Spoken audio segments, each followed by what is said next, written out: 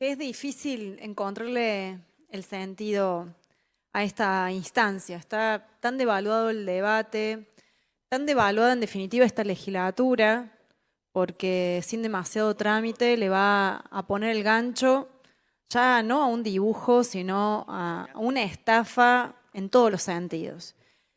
Las leyes de presupuesto y de código tributario se tratan en doble lectura y en el medio tienen una audiencia pública por una razón.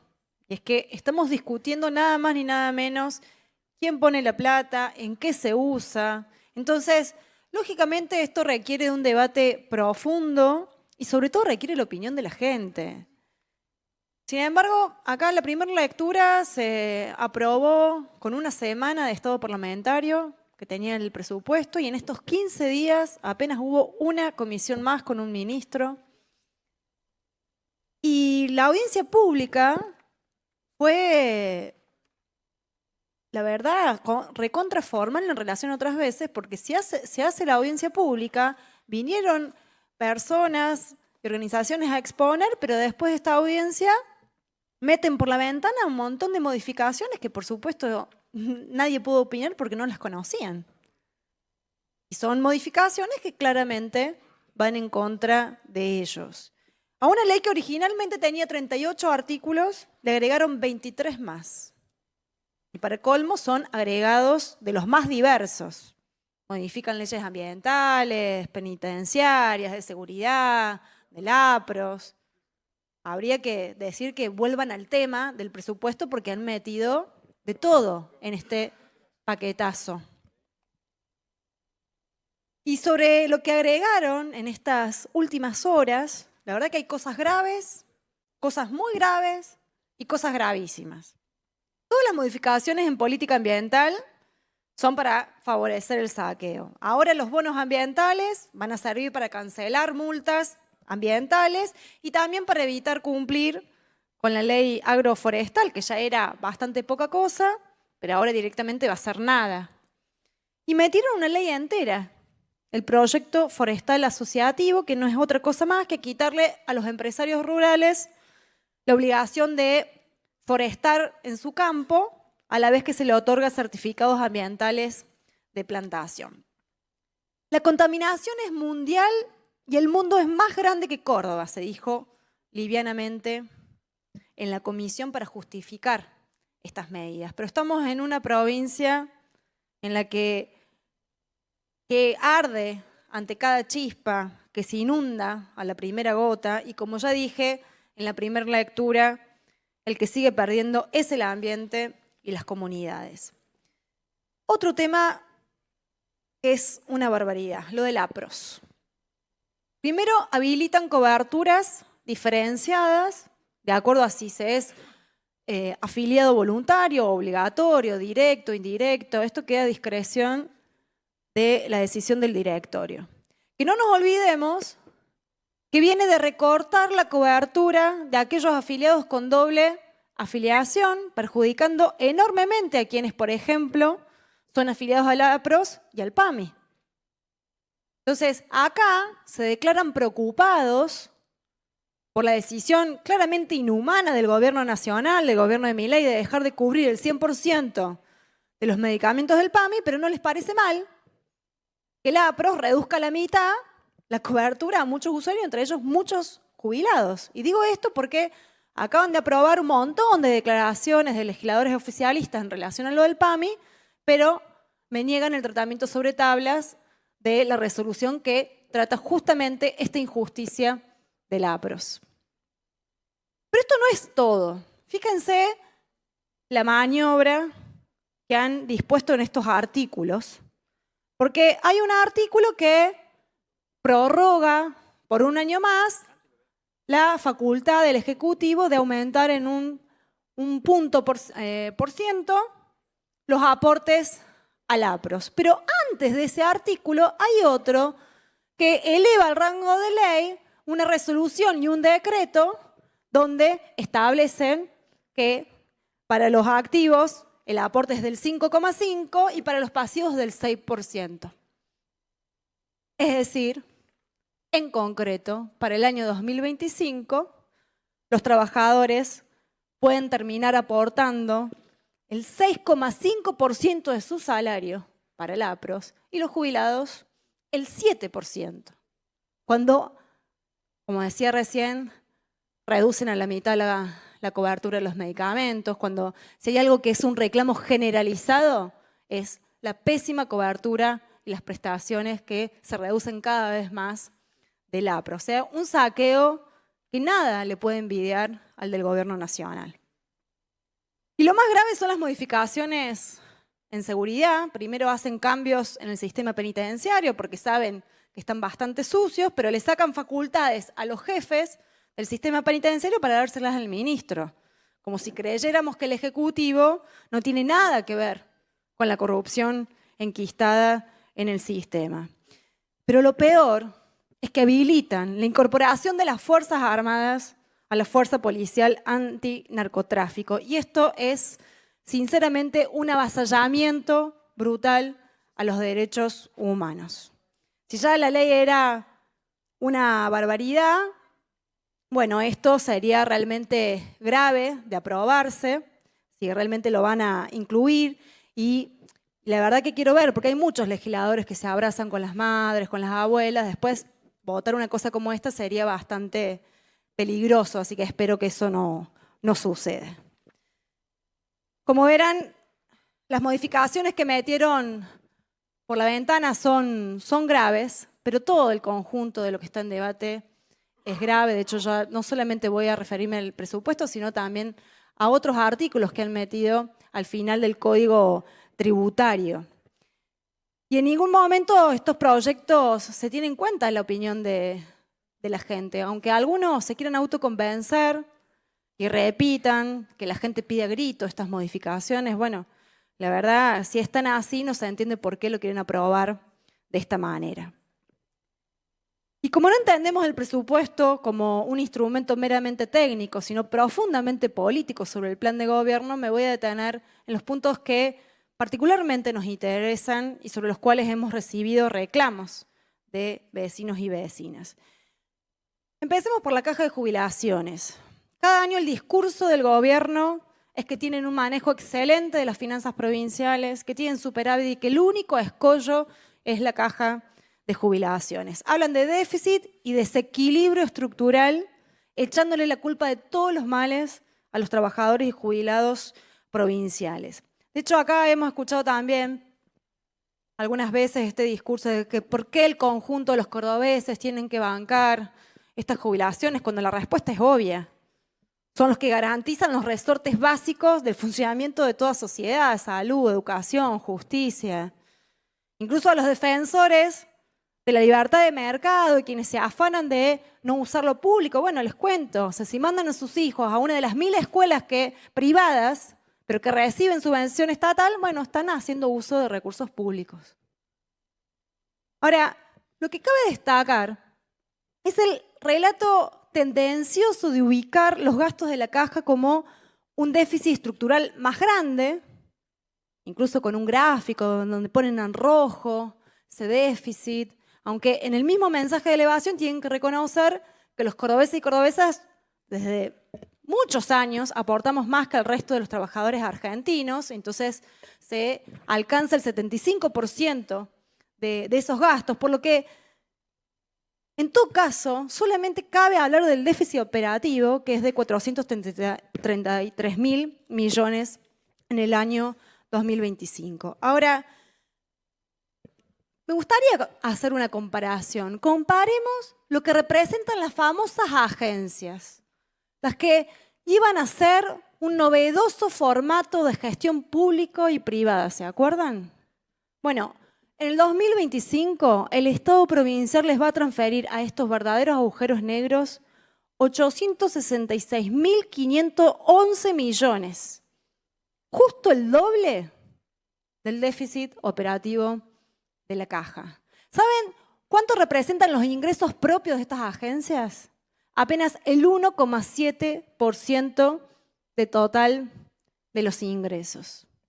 Prácticamente es todo transferencia del Estado provincial. Entonces, ¿por qué algunos gastos los consideran válidos y a los que deben destinarse Para pagar las jubilaciones a quienes aportaron toda su vida, no. Y obviamente lo único que se les ocurrió para cubrir ese déficit fue meterle la mano en los bolsillos a los trabajadores y a los jubilados, y acá también hay una cuestión tendenciosa, porque cuando ponen los porcentajes lo calculan en relación al total del gasto previsional. Ahora, si vamos a los montos, entre los aportes y contribuciones complementarias que nos metieron con el pan dulce y la sidra el año pasado, y las del fondo de la ley 10.724 ya superan los 433.000 millones a cubrir. Entonces, dejen de usar a los jubilados como excusa y como carne de cañón de sus políticas de ajuste. Otro tema muy sensible es el de la educación. En la primera lectura me referí al presupuesto general y a los salarios docentes en particular, pero ahora quiero detenerme en la infraestructura. No voy a nombrar el famoso programa 353, que nunca se ejecuta, de hecho tiene un 8% de ejecución, lo vamos a dejar de lado. Pero sí es importante marcar, hace 2 años que tenemos votada la emergencia en infraestructura, que se termina en pocos días, el 31 de diciembre. Se ejecutó de ese programa el 75%. ¿Por qué? No sabemos. ¿Se terminó la emergencia? Bueno, parece que para los funcionarios sí, porque no se vuelve a prorrogar. Se termina el programa de emergencia. Se elimina eso y se elimina el programa para la construcción de aulas nuevas y queda en pie un único programa para atender la infraestructura escolar, que en los papeles tendría un aumento significativo, pero toda la experiencia indica de que después nunca ejecutan lo que dicen. De hecho, este programa que ahora se llama Habitar la Escuela, el ministro Ferreira, bueno, a tono con toda la gestión provincial, le gusta cambiar los nombres, pero no el contenido. Ese programa ya existía este año y solo se ejecutó en un 18%. Y no es algo que solamente pase con este programa. Si uno toma todos los programas educativos, en promedio están ejecutados en un 40%. Entonces, ahora se entiende por qué, a pesar de todas las promesas, el ministro nunca pisó la legislatura durante todo este año. Y obviamente la comunidad educativa tiene sospechas muy bien fundadas de que va a volver a pasar lo mismo. Que acá nos ponen algunos numeritos, pero después se ejecuta el 18%, el 40%, con suerte. Y la realidad muestra, hay un relevamiento hecho este año de Capital, de casi 400 escuelas, que el 98% de las escuelas presentan problemas de infraestructura. En la discusión en primera lectura, un miembro del oficialismo dijo que de acuerdo a su fórmula de cálculo con este presupuesto van a destinar el 39% a educación. La verdad que les tuve que dar muchas vueltas al presupuesto para ver cómo llegaba a ese 39%. Y después veo que, bueno, dividieron los gastos corrientes de total, de todo lo que ustedes consideran finalidad de educación. O sea, ahí no está solamente el Ministerio de Educación, sino que Agencia Córdoba Deportes, Agencia Córdoba Cultura. Y eso, digamos, lo calculan en relación al Tesoro, a los gastos del Tesoro provincial. Eso les da el 38,5, redondearon para arriba 39. Pero eso es una truchada. En primer lugar, porque les decía antes, que hay un montón de conceptos que no son estrictamente de educación, pero además porque casi la mitad de los gastos en educación se realizan con recursos afectados. Entonces, calcularlos, digamos, en relación a un porcentaje de los gastos del Tesoro es completamente ficticio. La verdad es que la inversión en el sistema educativo cordobés a través del Ministerio de Educación para el año que viene es de apenas el 20% del presupuesto. Una miseria. Otro tema que incluso se debatió en la audiencia pública y que a nuestra banca le llegó el reclamo a través de la mesa provincial por la emergencia alimentaria es el financiamiento de los comedores populares. Desde la mesa están muy preocupados porque en el presupuesto 2025 el programa 670, a través del cual se ejecutaba, entre otras cosas, la ayuda a los comedores universitarios, directamente desaparece. Petovelo style. Voy a revisar las planillas y lo que encontré es más grave incluso. O sea, efectivamente el 670 desaparece, lo cual ya es polémico, porque se trata de una cuenta especial creada por la ley de la lotería, es decir, son recursos con afectación específica. Ese programa tenía 3 subprogramas, el de comedores que ya mencioné, el de los centros de cuidados infantiles y el de atención a la niñez y la familia. Desaparecen los 3 y en su lugar aparece el programa 678 denominado Desarrollo Comunitario y Fortalecimiento Familiar, que por su descripción solo aborda los centros de cuidados infantiles y por su presupuesto maneja un 75% menos de fondos. Es decir, recortaron los alcances y los fondos a un programa destinado a la alimentación de los más vulnerables. Pero ya que estábamos viendo programas financiados por la lotería que dejaban de existir, nos pusimos a ver qué pasaba con todos esos programas y aparece otro dato para escandalizarse. La lotería prevé recaudar este año un 60% más de lo que recaudó el año pasado. Sin embargo, pretende destinar a los programas a su cargo casi un 30% menos. Pensar que acá algunos querían extorsionar, que se apruebe el juego online porque de esa manera iba a haber más plata para ayuda social. En fin. Respecto del tema salud, en el debate en primera lectura marcábamos la escasez de personal de salud con la que la provincia afronta una demanda cada vez mayor en los centros y hospitales públicos. La relación es casi de 300 cordobeses para un integrante del equipo de salud. Realmente una locura. Más si tenemos en cuenta que cuando se trata de policías la proporción es de 166 a 1, es decir, prácticamente el doble de policías que de trabajadores de la salud. Este es el dato general. Ahora si nos detenemos a observar por programa, hay algunos que muestran datos preocupantes. Concretamente el Hospital de Minas Clavero tiene una partida presupuestaria para personal miserable. Con 152 trabajadores cuenta solo con 277 millones de pesos para pagarles. Es decir, eso te da 150.000 pesos por agente. Si es un error, es grave porque ya se aprobó en general. Si no lo es, da la pauta de que este hospital está pronto a quedarse sin personal o piensa resolver todo con precarización. Y la verdad que no tuvimos la posibilidad de hablar con ningún funcionario del área para discutir estos datos del presupuesto. Otro programa que llama la atención por el escaso personal es el que tiene la asistencia y prevención a las adicciones. Solo 3 cargos asignados, todos jerárquicos, con sueldos mucho más elevados que los de cualquier trabajador de salud, pero claramente sin la capacidad operativa para un programa que más que ninguno requiere despliegue territorial y vinculación con diversos organismos y organizaciones que claramente no puede hacerse sin trabajadores. Otra área sensible y desfinanciada, CENAF. Lo que cuentan los trabajadores es terrible.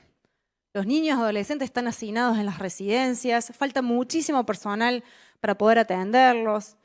Las mismas están generalmente a cargo de becarios que cobran una miseria y como se les empieza a desbordar, desarman dispositivos zonales como el de la UADER de Unquillo o en Villa María para enviar a estos profesionales a las residencias. La famosa manta corta, que más que manta es un trapo de piso.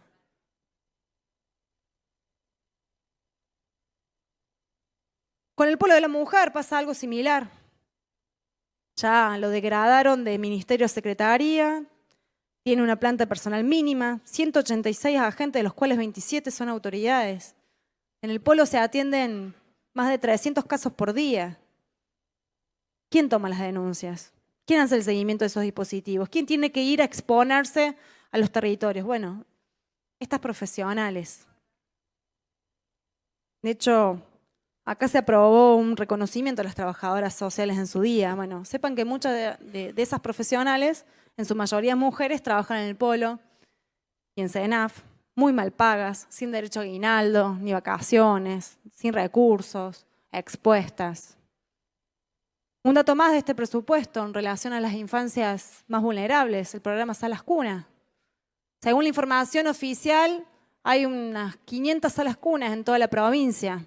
Bueno, según el presupuesto que le destinan, le dan poco más de 2 millones mensuales a cada una de ellas. O sea, es decir, sale bastante más caro a un legislador que sostener un espacio de cuidado para niñas y niños de entre 45 días y 3 años. Bueno, podríamos decir también varias cosas sobre el plan de obras públicas y cómo gran parte de esas obras se hacen con la ASIF, con muy poco control, pero no me quiero alargar demasiado. Para terminar, sí quería hacer una referencia a las modificaciones al Código Tributario y otras leyes, que además de lo que mencioné al principio, meten otras medidas bien arteras, ¿no? Escondidas por ahí. El famoso si pasa, pasa. Entre ellas, la aprobación de un convenio con la ONU para el cual los cordobeses debemos poner 35 millones de dólares, no tiene reflejo en ninguna partida, y que crea un programa por el que se van a impulsar colaboraciones estratégicas con las cámaras inmobiliarias, empresariales, industriales y de servicios con el propósito de llevar adelante acuerdos y políticas conjuntas. Bueno, así, en un articulito. Ahora, lo más peligroso de todas las modificaciones está en el artículo 34, que dice, y cito textual, dispónese que las sociedades y o empresas con participación del Estado provincial, cualquiera sea la forma jurídica adoptada, siempre que resulten comprendidas en el artículo 48 del Decreto de Necesidad y Urgencia número 70 del Poder Ejecutivo Nacional, podrán transformarse de conformidad a los términos previstos en dicha normativa. Entonces, ¿qué significa esto? Primero, que el gobierno provincial está legitimando uno de los instrumentos más autoritarios del gobierno nacional, que es el famoso DNU 70.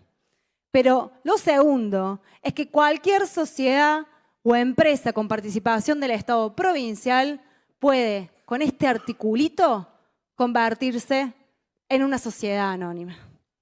Entonces no hay que ser muy inteligente para saber que este artículo perfectamente podría ser llamado privatización de EPEC. Y lo peor de todo es que va a pasar. Porque acá muchos están de acuerdo con pasar a manos privadas resortes estratégicos. Por eso me gustaría ver cómo van a votar los legisladores este artículo. Por eso, señora presidenta, durante todo este año de gestión, primer año de gestión del gobierno de Milei, del gobierno de Yayora, la verdad que cada vez cuesta más encontrar diferencias entre uno y otro. Podríamos decir que la única diferencia es que Milei, salvando el pequeño detalle de que dijo de que el ajuste lo iba a pagar la casta y pasó todo lo contrario, en general te promete que te va a joder en toda la línea y cumple, te jode en toda la línea. Ahora, Yayora es muy vergonzante, muy vergonzante. Mientras repite el mantra de tanto mercado como sea posible y tanto Estado como sea necesario, por atrás avanza en planes iguales a los del anarcocapitalista que tenemos en el gobierno nacional. Este presupuesto y todo su plan de gobierno es el reflejo de eso, por eso voy a rechazar todos los proyectos en debate. Y les digo que no se entusiasmen con esta tensa calma que militan tantas direcciones sindicales y políticas, porque a la motosierra y a la licuadora, tanto nacional como provincial, la vamos a enfrentar en las calles y no van a tener un 2025 tranquilo. Nada más, muchas gracias. Gracias, legisladora. Tiene